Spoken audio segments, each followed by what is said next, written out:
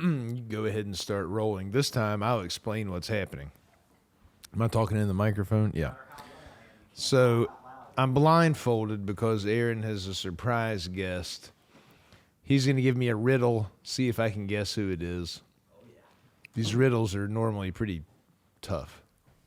And good. They're really good. They're definitely tough. I'm ready. All right, the guest is in the studio. Jeff, let me ask you a question.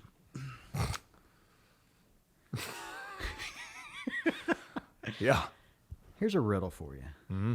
I have a guest here with me. This person was born in a year that the first ever computer virus was found. Okay? That helps. Yeah. That's what I always think of when I think of this person. Yeah. That also coincided with the year that the World Wide Web came on scene. Okay? Okay.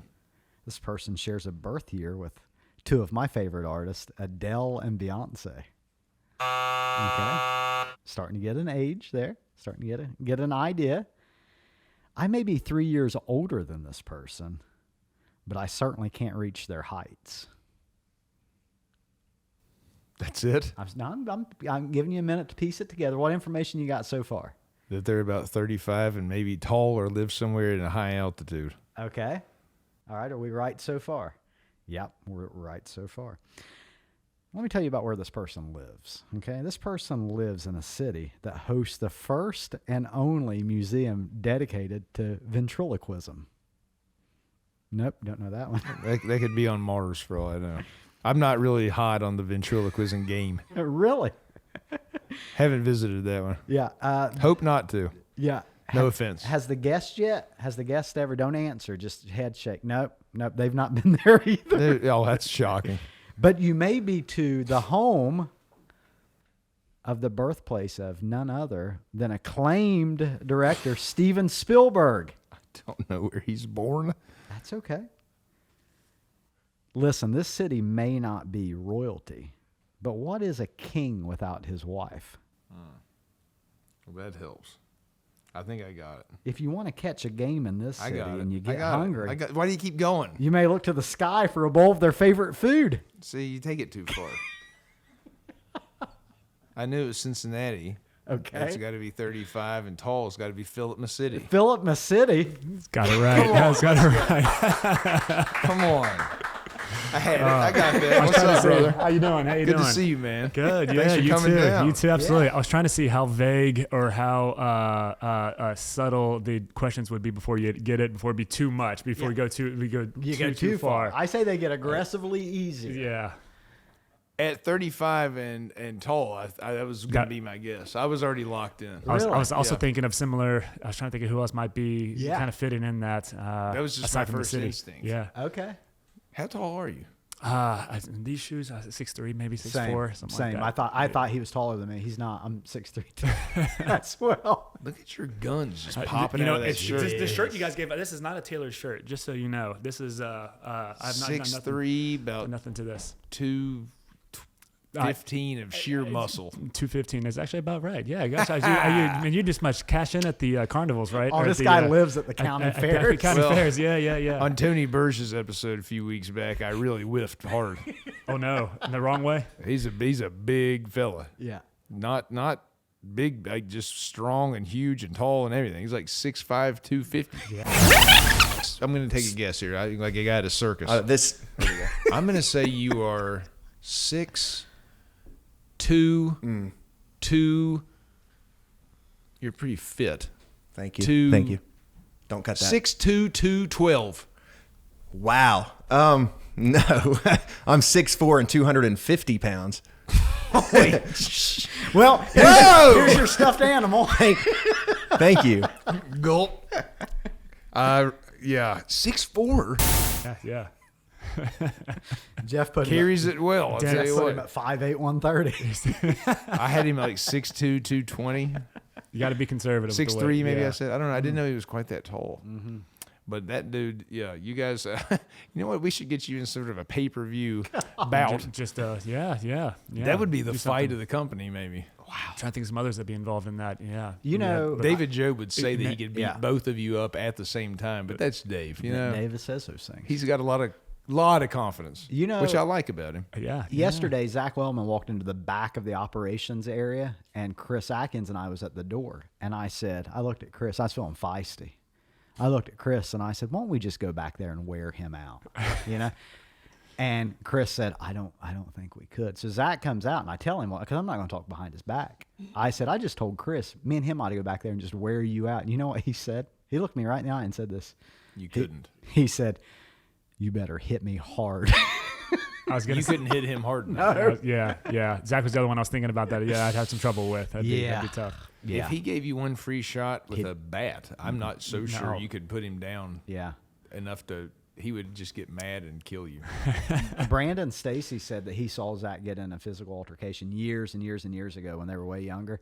And he said, "I thought to myself, if Zach doesn't handle this guy will kill us, because if he gets through Zach, we don't stand a chance." Yeah. You ever see a man fight a bear in a parking lot? They'll get you next. You better hope that the best amongst us better take this thing down.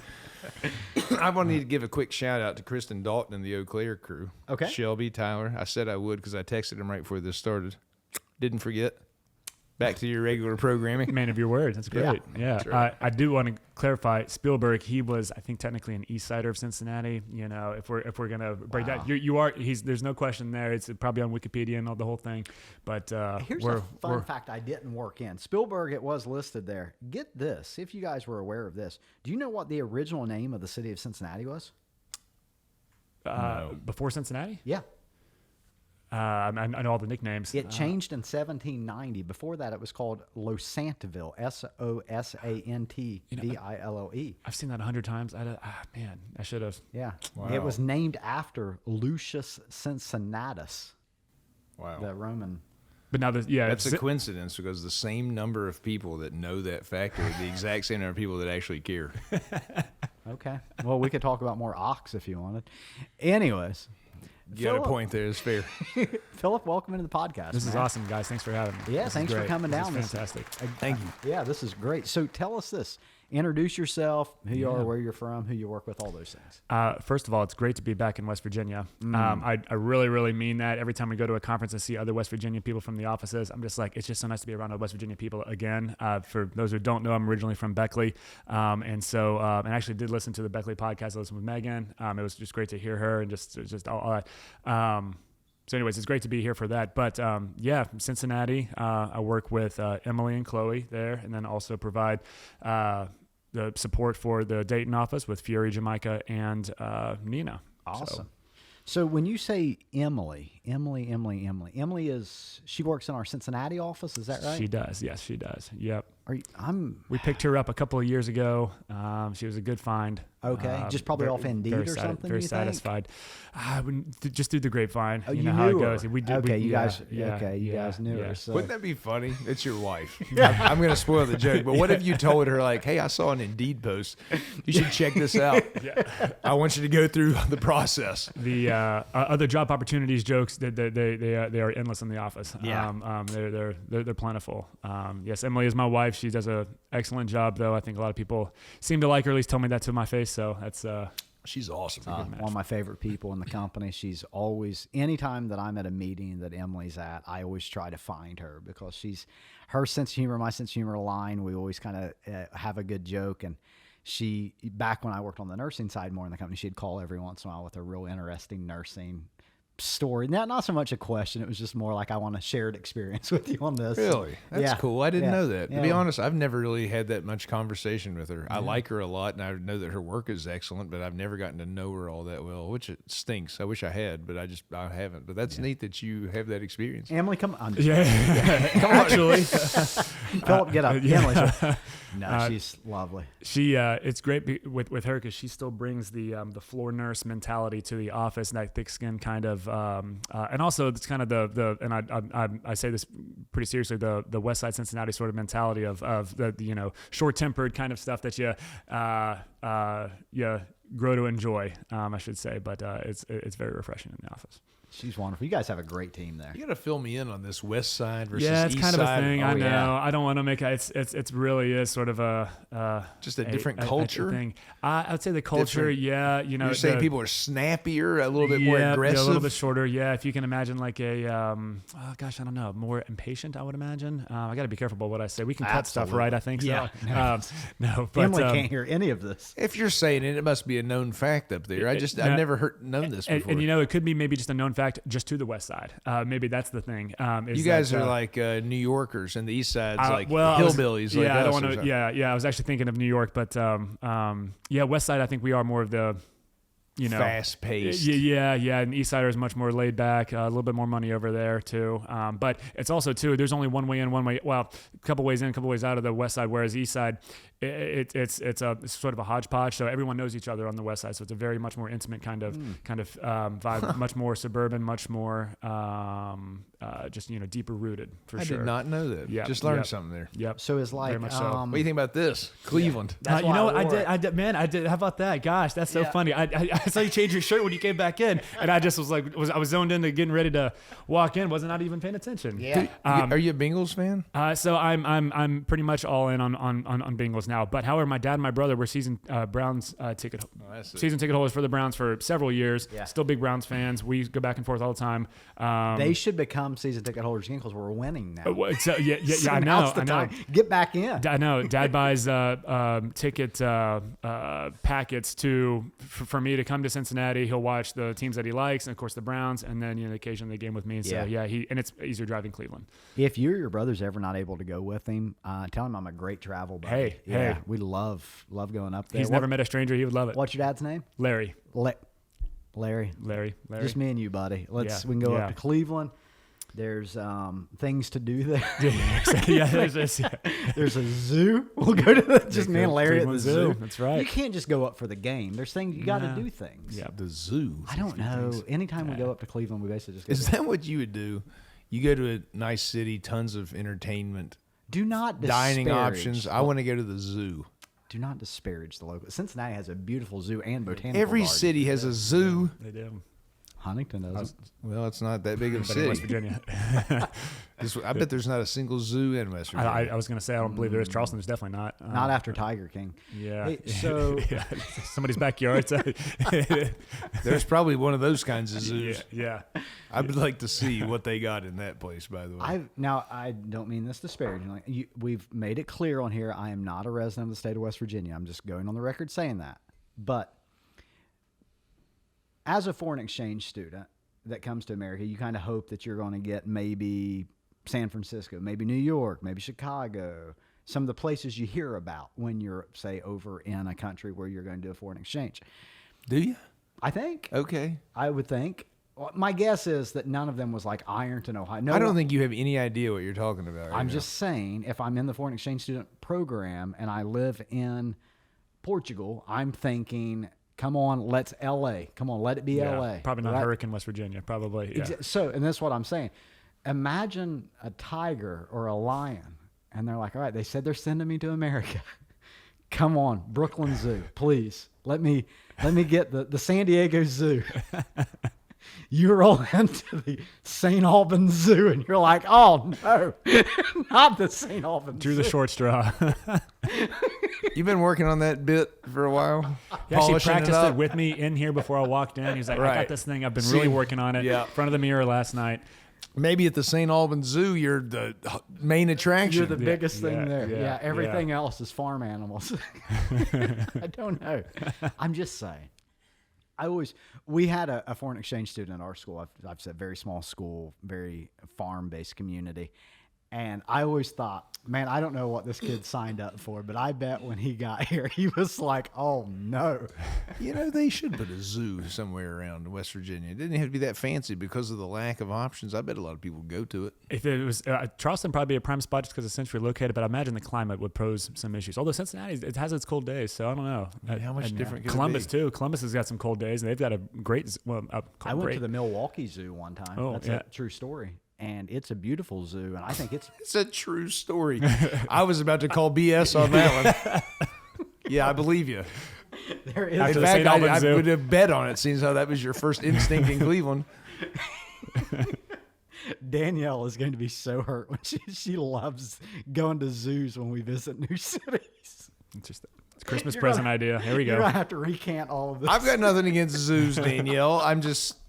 Maybe it's not my very first instinct. That's all I was saying. But hey, Yeah. if I'm in San Diego, maybe actually it's not because I was just there and I didn't go to the zoo. So. No. Philip, let me ask you this. When you go to the zoo, all right, this is a zoo-themed podcast. When you go to the zoo and you see these families that take a picture of every animal, Yep. what do you think they do with those pictures? Well, first of all, it's their first day, definitely. That's the first thing I think of. I was like, oh, it's the first day, or first time seeing a bonobo, or something.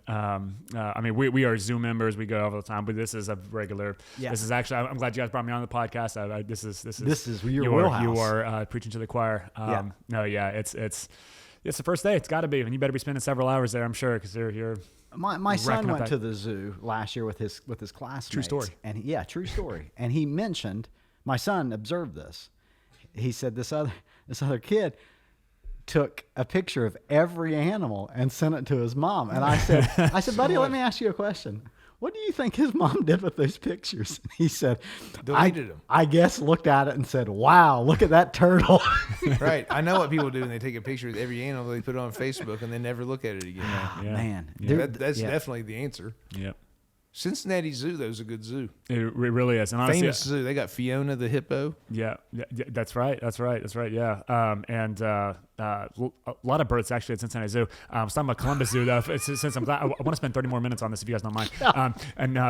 We're clearing our afternoon. Cincinnati, you can actually breeze through it pretty quickly. Whereas like Columbus, we got lost a few times. It was really, really big. They've got a lot more to see, but I'm not to like get all connoisseur on you. You go up into Africa, and Lord knows if you come back out in the polar vortex or not. It's It's a big deal. It's a One haul. time I was really little, maybe I'm going to say 9 years old, throwing it out there. Then my mom will see this probably. We went to the Cincinnati Zoo, drove up for the day, and my mom and dad were driving around in the car and just got so lost and turned around for like an hour trying to find our way out. Oh man, This is that before right? phones and maps for you Yeah, kids yeah. out there. It used to be a little bit more difficult. You get lost. Yeah. And I was in the back seat, and this went on so long. This was one of their favorite jokes they told for years. You got like every kid's got a little kid story that I was actually just convinced that we were. My thought was we had to live in Cincinnati now. Like we can't ever find our way out of here. It's like let's just get a place, I guess. Yeah. They just thought that was so funny.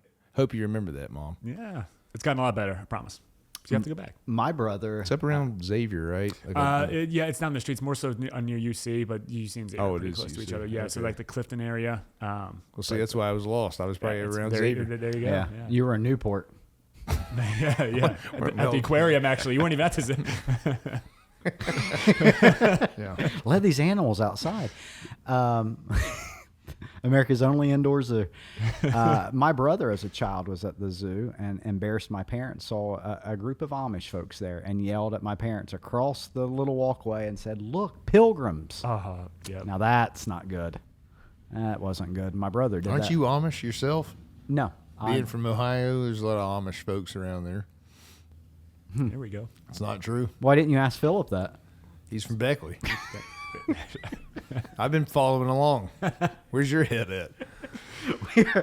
We are 18 minutes into this Yeah, film. this is- When I told you it would fly by. Talk about your view count. This is going to be a good one, I promise.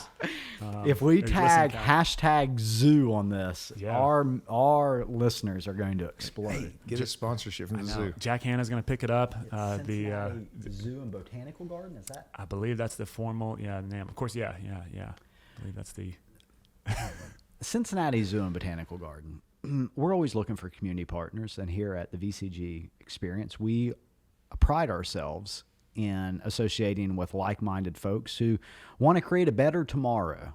And that's what we believe that the Cincinnati Zoo and Botanical Garden does. So if you're interested in doing a co-sponsorship, we will sponsor 2 spotted leopards if you will sponsor 3 non-spotted VCG Secret Experience podcast members, Philip, Aaron, and Jeff. So if you're open to that, you just reach us in the comments. That is a deal. Yeah, I thought Sorry that I that's a disparaged zoos. Yeah, and which he did.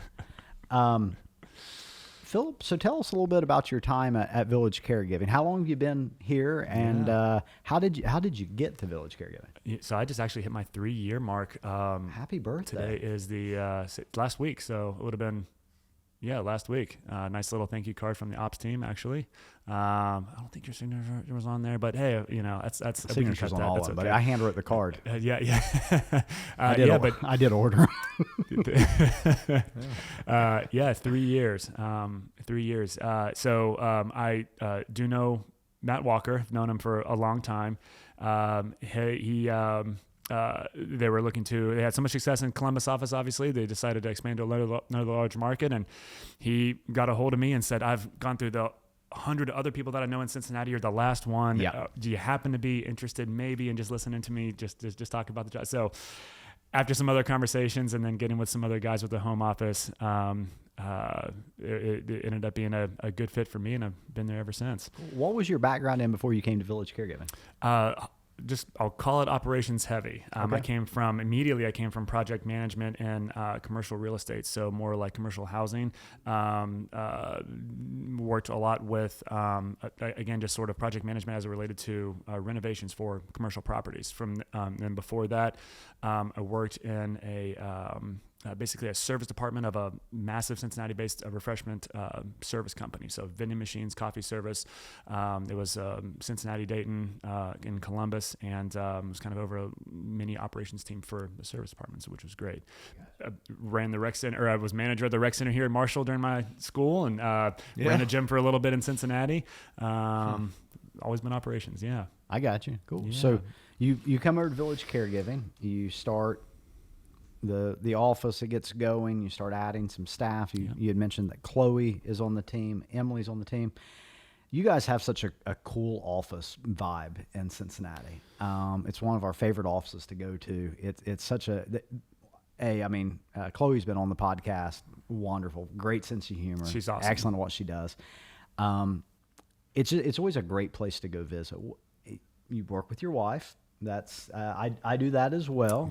You guys ride together to work, or you take separate vehicles? It depends on if she's in the field or not, but so it's about half and half. I got you. It's Same about here. half and half. Yeah, sometimes we split the car ride. So, yeah. Some days I tell her we need to drive separate tomorrow. Needs to be. Yep. Yep. So Sometimes you just won't ride with him. Yep. Yeah.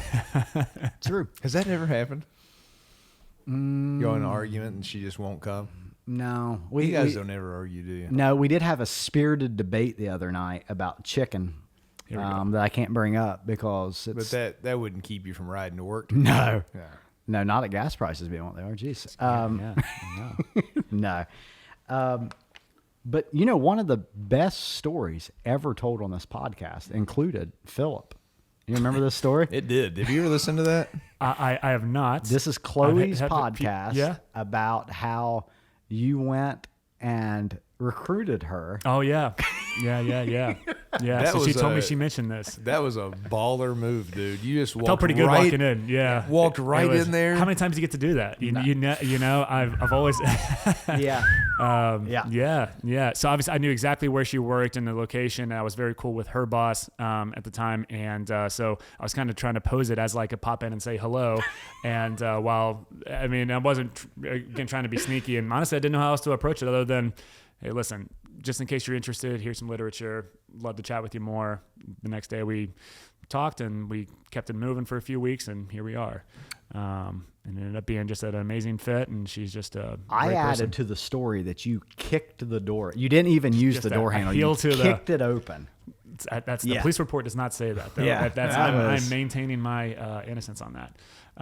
It was great, and she was definitely caught off guard because I hadn't seen her since my last day, and I'd been several months in. I did not keep up with her or anything, and just going through my head, and she was my first choice. Yeah. She's the connection that me, her, and Emily have in the office. It's a very, very just a tight group. We rarely run into conflict that just really disrupts the day. drama, anything like that. It's just, it fizzles out. We do a good job of, airing everything out. There's no, I got to leave, I got to step out, I've got to, go, and then I'm going to carry this over into the next day. Yeah. There's none of that. I know there's a million jokes that we could have because of Emily being involved, but it really is the case that we leave everything out there. I like to think that starts with me. I want to make sure I'll make a suggestion that I feel strongly about and say, but please prove me wrong if you have some argument against it, because I want to know. Maybe I am wrong and I need to know why that might be. I feel like if I say that enough times, we can hash out what we're all feeling. I got you. So I don't know if you would know this story or not, but one of the coolest things about the Cincinnati office is the big picture that you guys have hanging on the wall.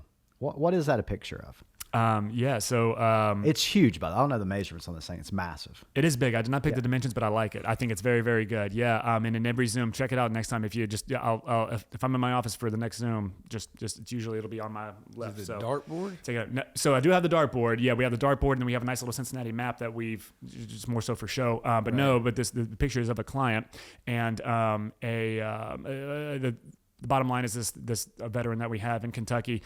He ran a barbershop for years and years.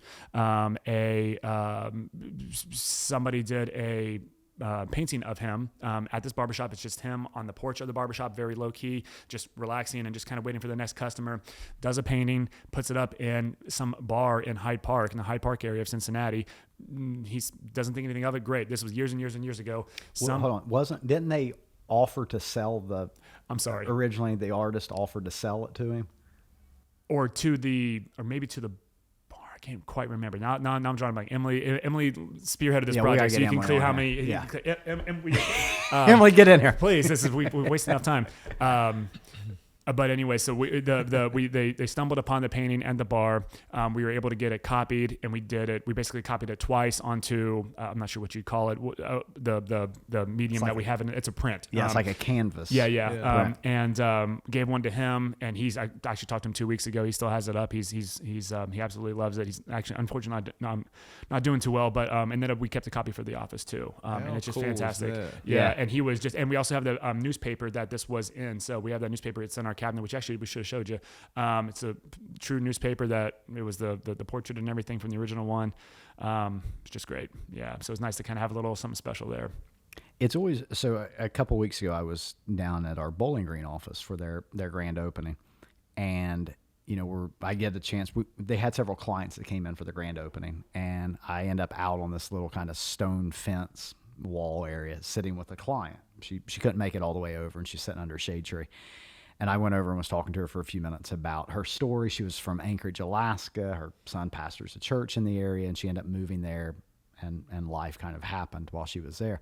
And so I was talking with her, and I was like, introduced myself, and I was like, I came to Village Caregiving years ago when we just had an Ashland and Eastern Kentucky office down in Pikeville.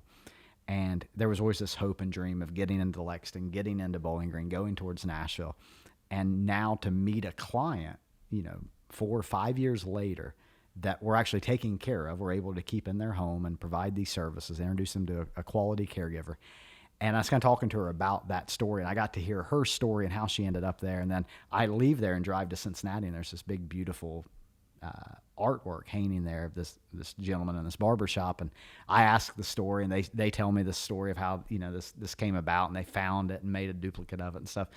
It's just we get to do. This is the purpose thing that we talk about pretty often, right? This isn't, we work the puzzle pieces, we run the business, we do those things, but then you get the purpose thing. And I was helping the other day with a phone call, and it was just, I hadn't had one of these in a while. It was a client needing help. And I just happened to be the guy that got on the phone call. And as you'd say, I'm back in the game, right? I'm like, what do you need? You got the guy, you got me, I'm going to fix this. Mm-hmm. And you're kind of listening, and you hear their story, and it's just there's times we get away from that. We don't hear it as often as what we need to hear it, but the purpose behind what we do is so fascinating. And that picture will go on. There'll be a time that gentleman, his race will be ran, but that will live on. that it's just a special thing that we get to do, right?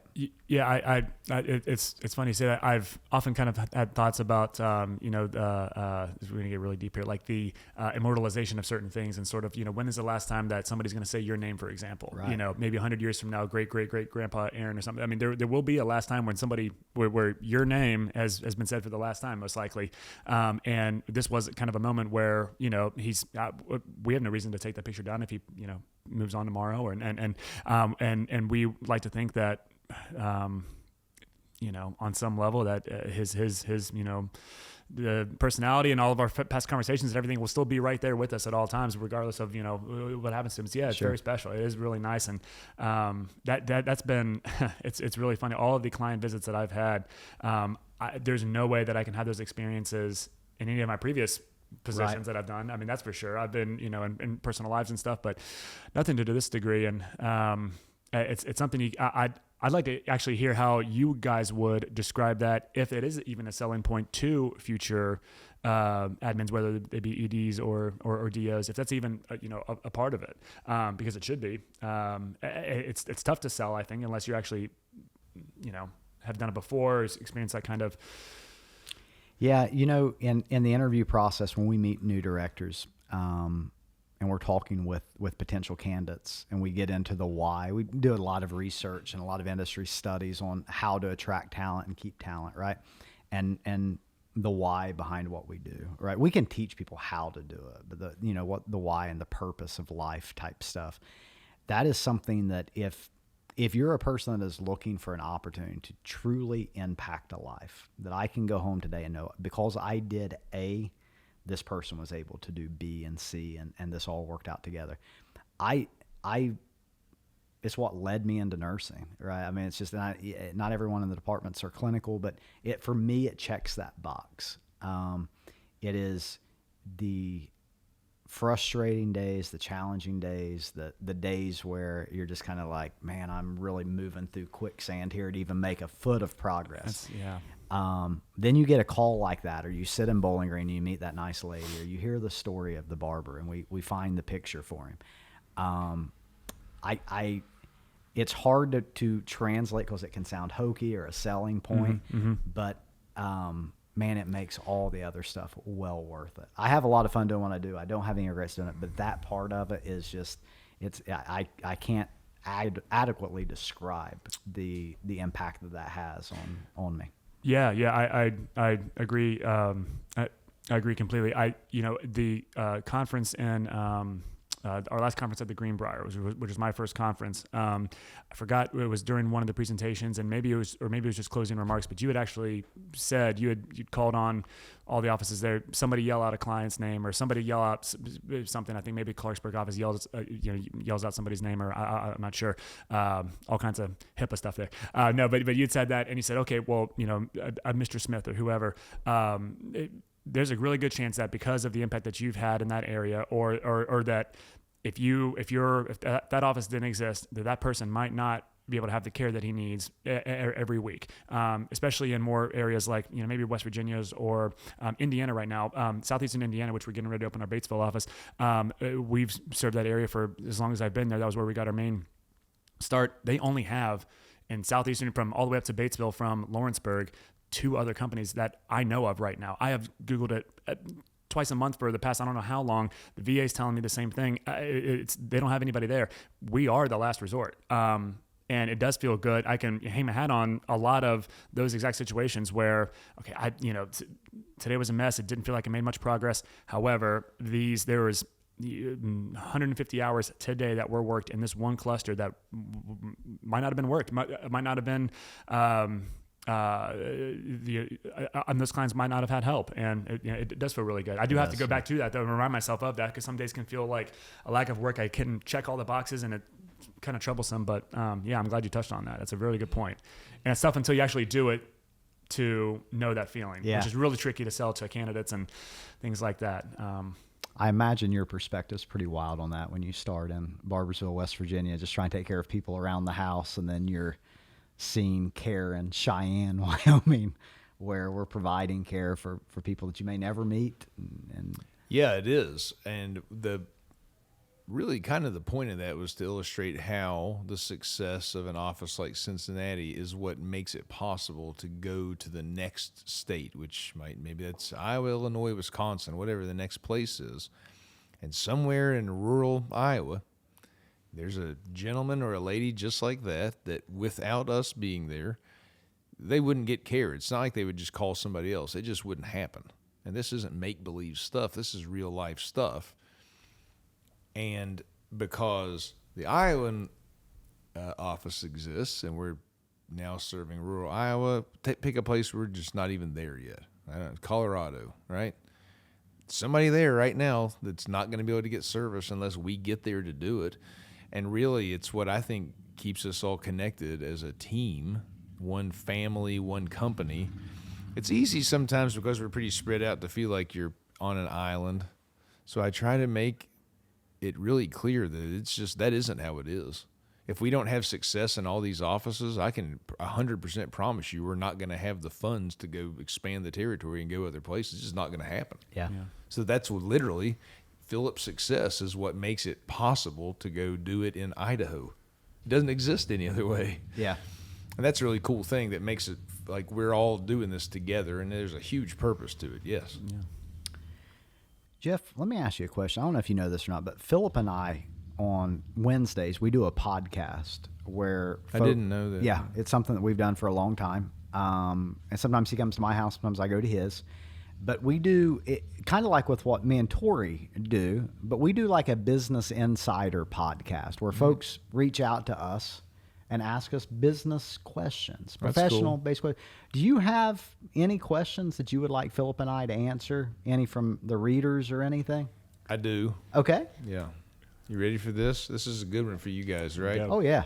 It's called Grown Up Mean Girl. Oh, that's something that, Yeah. Right in your wheelhouse. Just a common occurrence. Go ahead. Yeah. Ready. This is an anonymous question that was sent into the Times. a lot of them are usually. That's normal. I'm going to be the anonymous here.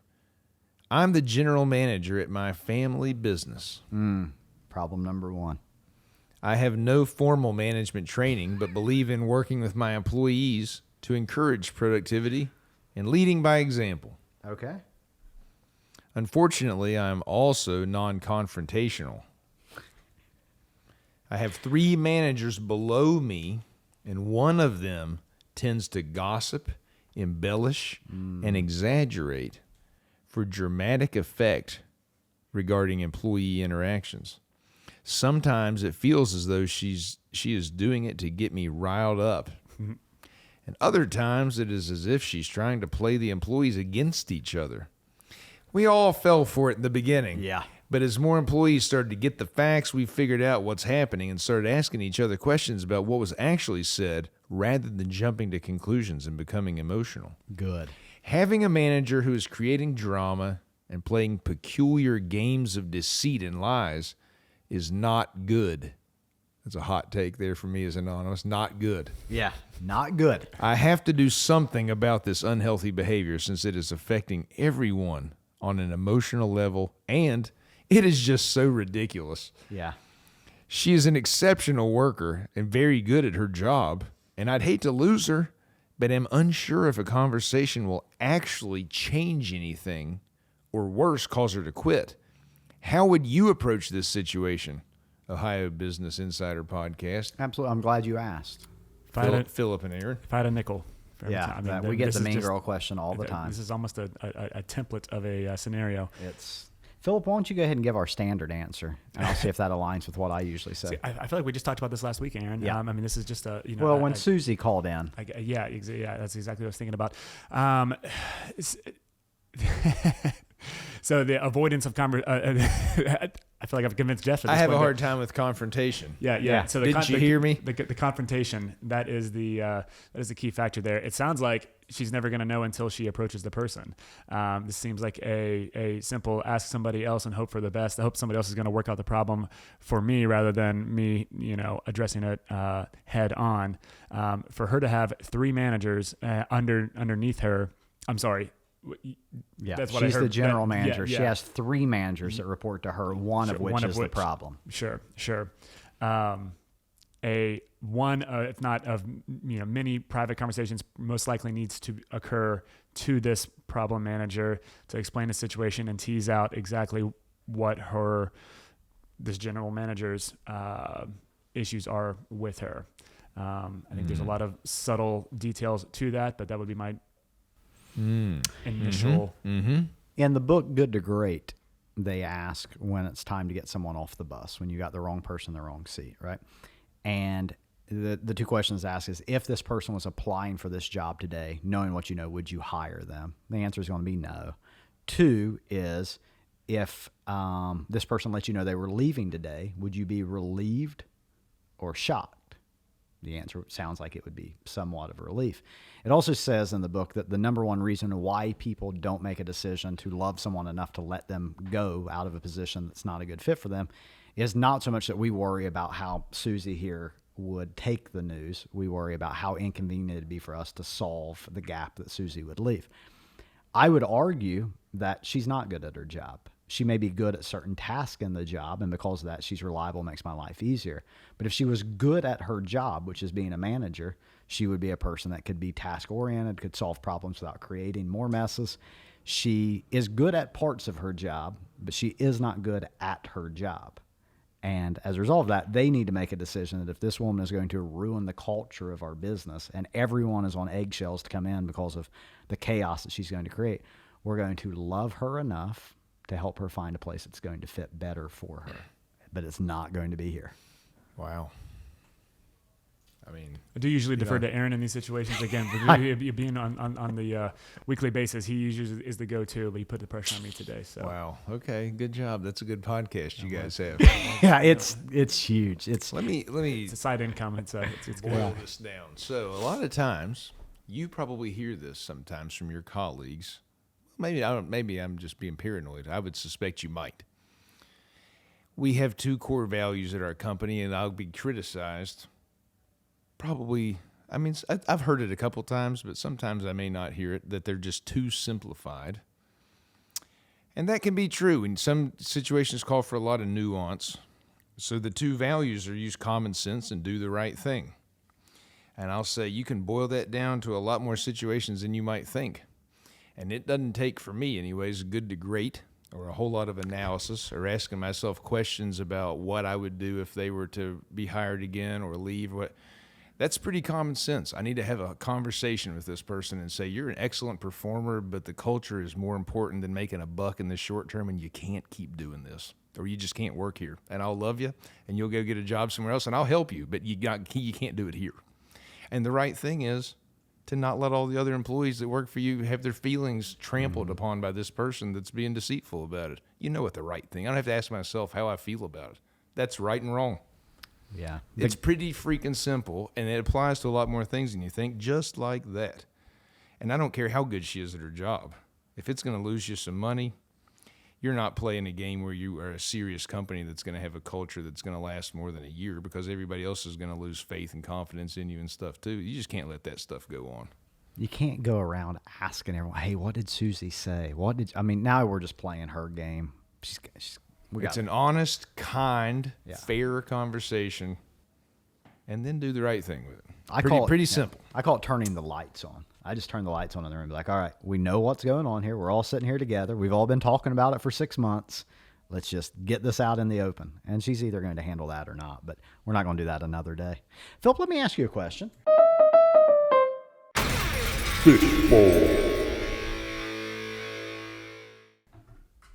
This is something I've been dying to ask you. I said when Phillip gets in town, I'm going to ask him. You remember me saying this, Jeff?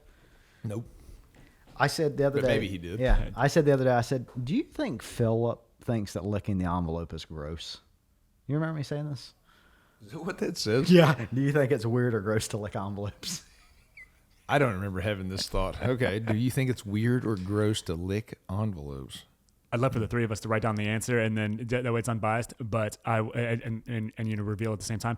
I do not think it's gross. No. I've never had an issue with that. I don't know. I'm well aware that the letters I received that seem to be from a person and not a robot it's been licked. I'm okay with that. I don't know. It does not bother me.